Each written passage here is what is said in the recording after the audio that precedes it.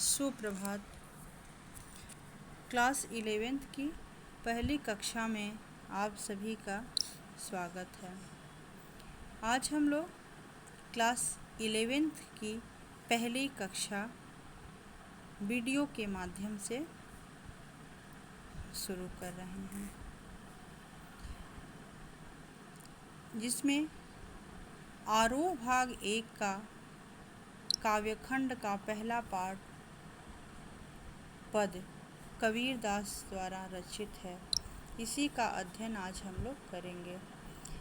सबसे पहले तो हम लोग कबीरदास के जीवन पर प्रकाश डालेंगे और फिर उनके द्वारा लिखा गया पद पढ़ेंगे। तो कबीरदास जी का जन्म सन 1398 में उत्तर प्रदेश में वाराणसी के पास लहरतारा नामक स्थान पर हुआ था।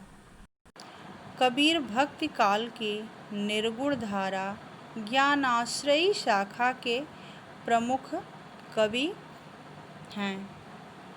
वे अपनी बात को साफ एवं दो टूक शब्दों में प्रभावी ढंग से कह देने के हिमायती हैं। यानी कि कबीरदास जो हैं वो निर्गुण धारा के ज्ञानाश्रयी कवि हैं। बन पड़े तो सीधे सीधे, नहीं तो दरेरा देकर। इसलिए कबीर को हजारी प्रसाद द्विवेदी ने वाणी का डिक्टेटर कहा है। कबीरदास जी के जीवन के संदर्भ में अनेक किंवदंतियां प्रचलित हैं। उन्होंने अपनी विभिन्न कविताओं में स्वयं को काशी का जुलाहा कहा है। कबीरदास के विधिवत साक्षर होने का कोई साक्ष्य नहीं मिलता। इस संबंध में एक दोहा प्रचलित है, मस्य कागज छुयो नहीं, कलम गहि नहीं हाथ।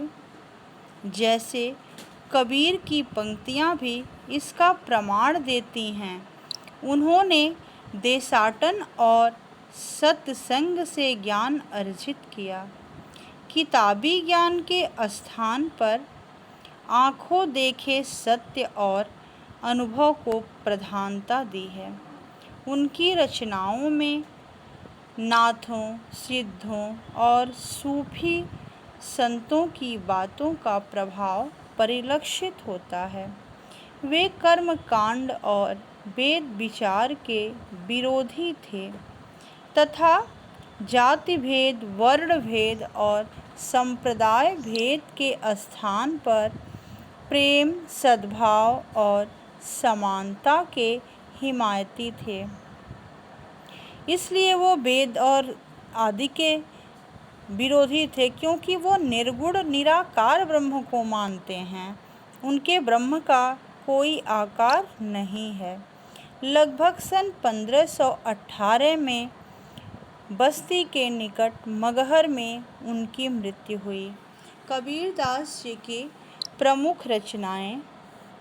तो कबीरदास का प्रमुख ग्रंथ बीजक है। इसमें साखी, सबद और रामायणी संकलित हैं। कबीरदास की सभी रचनाएं मुख्य रूप से कबीर ग्रंथावली में संग्रहित हैं। उनकी कुछ रचनाएं सिखों के धर्म ग्रंथ गुरु ग्रंथ साहब में भी संकलित हैं। यहाँ प्रस्तुत प्रथम पद में कबीर ने परमात्मा को सृष्टि के कण कण में, अब देखिए कबीर के द्वारा रचित जो हम लोगों को पढ़ना है वो पद पढ़ना है। तो प्रस्तुत पद में कबीर ने परमात्मा को सृष्टि के कण कण में देखा है, ज्योति रूप में स्वीकारा है तथा उसकी व्याप्ति चराचर संसार में दिखाई है। इसी व्याप्ति को अद्वैत सत्ता के रूप में देखते हुए विभिन्न उदाहरणों के द्वारा रचनात्मक अभिव्यक्ति दी है। फिर दूसरे पद में कबीर ने बाह्य आडंबरों पर तीखा प्रहार किया है।